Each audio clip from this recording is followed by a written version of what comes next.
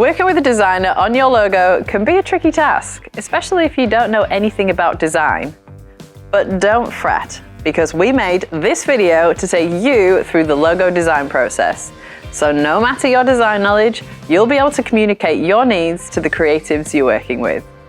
All right then, let's begin.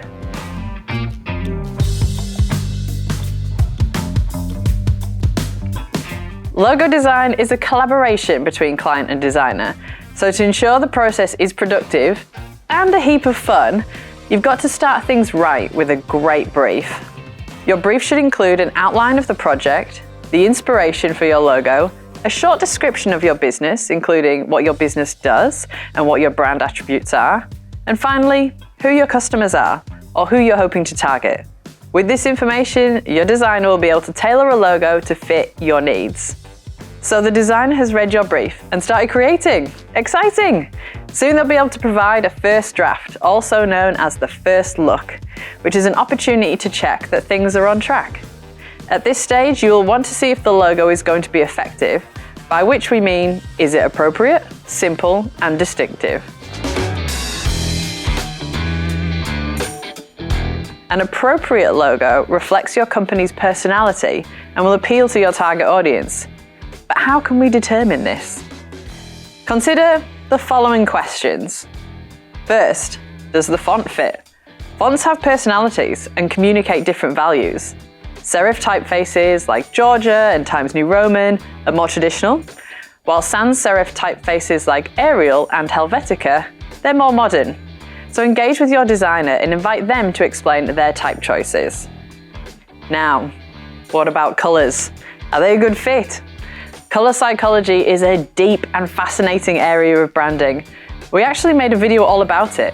Set aside some time to explore your plan for choosing the right colors for your logo.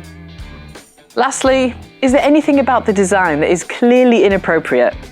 For example, a logo designed for a children's nursery shouldn't appear dangerous, and a logo for a sleeping aid shouldn't feel loud. If any of these design elements don't match the feelings that you're looking for, you can refer back to your design brief to provide feedback. Next, let's consider, is the logo simple? Simple logos look more appealing and professional and also have better longevity and flexibility. To tell if your logo is simple enough, ask yourself, does it still look good when scaled to a small size? Will it pair well with photography, illustration, patterns, and other elements in layouts? Does it work well in black and white? If any of these are a no, you can provide that as specific feedback to your designer.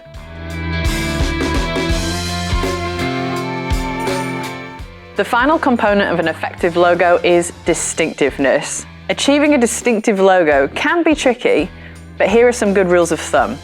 Don't feel the need to visually communicate what you do. A bakery logo doesn't need to feature a chef's hat to be appropriate. Do avoid cliches. They make your logo instantly forgettable. Don't steal or copy a design. It's the best way to damage your brand. It's also unethical and usually illegal. Do stand out from the crowd. Be unique while remaining nuanced for your brand. Don't buy pre-made or stock designs. Not only are they unoriginal, your competitor could be also using the same one. Do hire a professional designer. They will create a distinctive brand identity you can potentially trademark. So, you provided feedback on your first look and the designer has made key edits. The next stage is called the final check. And this is where we focus on the technical aspects of logo design. Technical details can sometimes be difficult to articulate, but armed with these questions, you should feel more confident in talking with your designer. First up, let's look at legibility. Is it clear to read?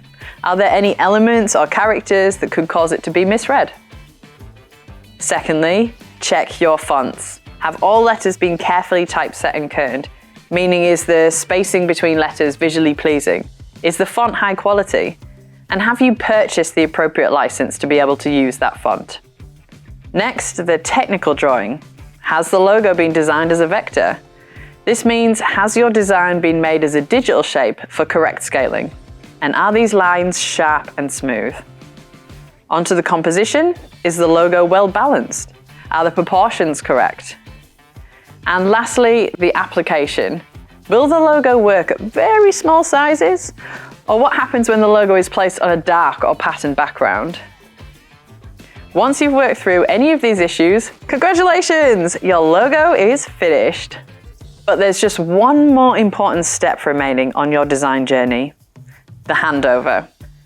To ensure it's as smooth as possible, ask these questions. Do I have all the appropriate files? Do I have the color references? And finally, do I know how to use it? Large-scale branding design projects will produce a style guide to ensure consistent application throughout the campaign. And that's it! Using this guide as a checklist, you can begin the logo design journey and create a unique and effective logo that you'll love for years to come.